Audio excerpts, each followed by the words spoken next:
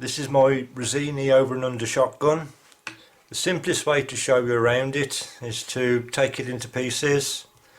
There's a catch underneath, just pull it down and off comes the fore end. There's a bit of checkering on it, quite nice. Before I use it, I normally put a bit of oil on that part there where there's going to be some metal to metal wear and contact. Underneath, on the bottom of the barrel, you can see the lug that it attaches to. I'm not really any wiser on the mechanics of shotguns and how things work, so any description is going to be a little bit basic. The top lever opens the gun. I usually store this with snap caps in, and I was expecting them to fly out. Obviously it's got deactivated the injectors somehow by taking the fore end off. But some people say it's not necessary to use snap caps when storing a shotgun. Personally, I do. There's a nice bit of engraving on the action part there. Don't know if you can quite see it clearly. And on the other side, a different scene. There's even some engraving on the bottom of the trigger. It's a single trigger design. There's a selection you can make, top or bottom barrel, by moving the catch across, and this also is the safety.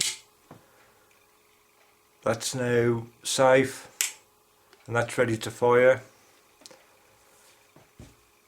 You can see the firing pin holes.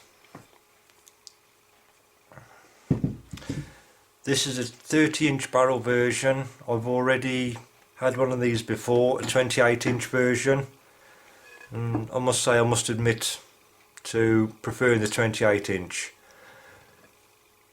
There's obviously some sort of moving metal here, injectors, cocking, the pivot. I usually put a few spots of oil in this area. Anything that looks like there could be wear, but there's definitely metal to metal contact and movement. Put a spot of oil on before I use it, and when you're storing as well for any length of time.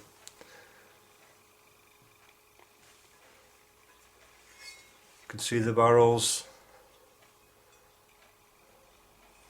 Now those are supposed to aid cooling the rib between the barrels, and the top rib has got holes in to assist cooling.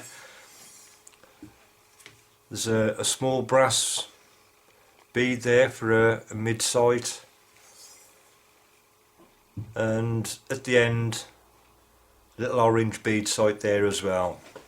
It's a multi-choke, so you've got a choice of chokes. With the gun I had a spare set of 2 chokes plus the 2 chokes that was inside it, and the choke key. Now I store any unused chokes in a bit of tissue paper. Simple reason for this: I'll put some oil onto the chokes. This is to stop any rust forming, or hopefully stop any rust forming. I think I've packed this away a bit too well. I'll have to rip it off. But nice and shiny. With a little bit of oil on this, it soaks into the paper. That way the oil stays all over the choke tube, doesn't drain down to the bottom, and it's a lot easier to wipe a little bit of oil off it before use than what it is to try and get a bit of rust off. It's a castle top, 4 little slots in it, corresponds with the pegs on the choke tube tool there. Just unscrew it, normal clockwise, anti-clockwise. Anti-clockwise to undo, clockwise to tighten. It's a normal thread. There we have it. my RIZZINI. All that's left for me to do now after showing you the gun is let you see it in action.